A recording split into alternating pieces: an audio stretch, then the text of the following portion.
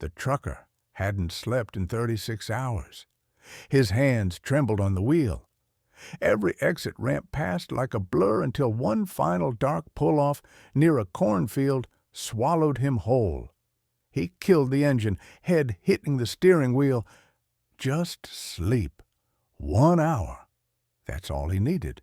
But when he woke up, there was a man in a $1,000 coat knocking on his window, and behind him, a convoy of black SUVs with government plates. Jesse Mathers, 49, had driven 600 miles through thunder, debt, and desperation. He wasn't just running freight. He was running from foreclosure, medical bills, and the sound of his wife's voicemail saying, "I love you. Please come home safe." His eyelids burned. His back ached. But the weight of unpaid rent felt heavier than the cargo in his trailer. With no motel in sight and his last $7 spent on gas station coffee, Jesse pulled his 18-wheeler off Route 40 near Oklahoma. The road was silent. His heartbeat wasn't. An hour later, still half dreaming, he heard it, a knock. Not weak, not polite, purposeful, commanding. He blinked, then squinted at the man outside. Mid-40s, expensive coat, no umbrella, no smile. Jesse cracked the window. "Something wrong?" The man leaned in, voice cold, sharp, surgical. "Are you Jesse Mathers of Mathers Haulage? We need to talk." That name hadn't been said like that in years. Not since his dad owned the company. Not since Jesse sold it for crumbs after a betrayal no one knew about. Except maybe this stranger. The man extended a gloved hand. "I'm Marcus Sloan, CEO. You once saved something of mine, and now it's time I return the favor." Jesse sat in the nearby diner across from Marcus, still smelling of diesel and sweat. The Millionaire ordered black coffee. No sugar, no cream, like his words.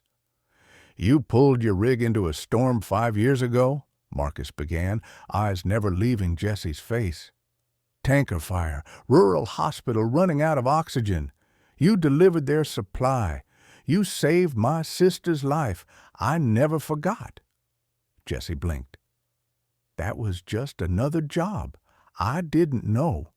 You didn't ask for praise. You didn't even file insurance claims after your cab burned.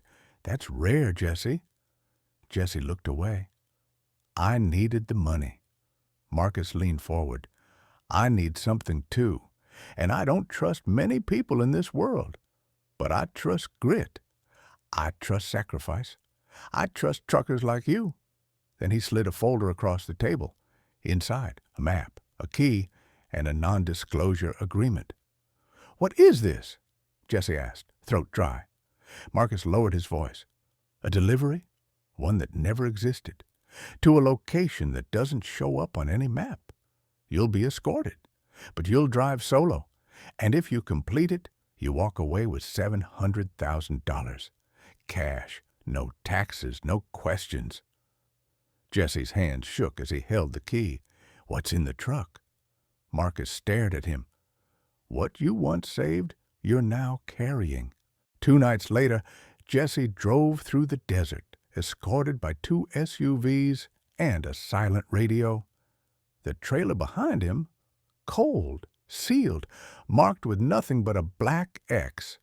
Every bump in the road felt like it held a secret. Every mile whispered things Jesse didn't want to hear. When he stopped for gas, no one followed him into the store. When he passed checkpoints, guards saluted without a word. And then, just 10 miles from the drop zone, his brakes blew. He yanked the wheel. Dust flew. The trailer leaned, nearly tipping, horn blaring, tires screaming. He barely managed to slide to a stop inches from the canyon's edge. Jesse was frozen, breath held, heart hammering like a war drum. Then he saw Marcus again, alone, standing under the stars beside a helicopter. "You made it," Marcus said simply. Jesse stumbled out. "What the hell is in there?" Marcus walked over, opened the trailer. Inside, an incubator, a newborn, monitored, breathing, alive. Jesse's jaw dropped. "A baby?" "My daughter," Marcus whispered. "Surrogate went into premature labor. Remote research lab. Government couldn't move her. You did." Jesse couldn't speak. He stared at the tiny face wrapped in wires and blankets. Life. Fragile. Precious. Breathing. Because of him. Marcus put a thick envelope in Jesse's hands. "She's alive because of you. I pay my debts, Jesse, but this isn't payment. This is gratitude." Jesse nodded, tears finally falling. "I was just trying to sleep." Marcus smiled faintly. "Sometimes angels don't need wings, just 18 wheels and a heart that refuses to quit."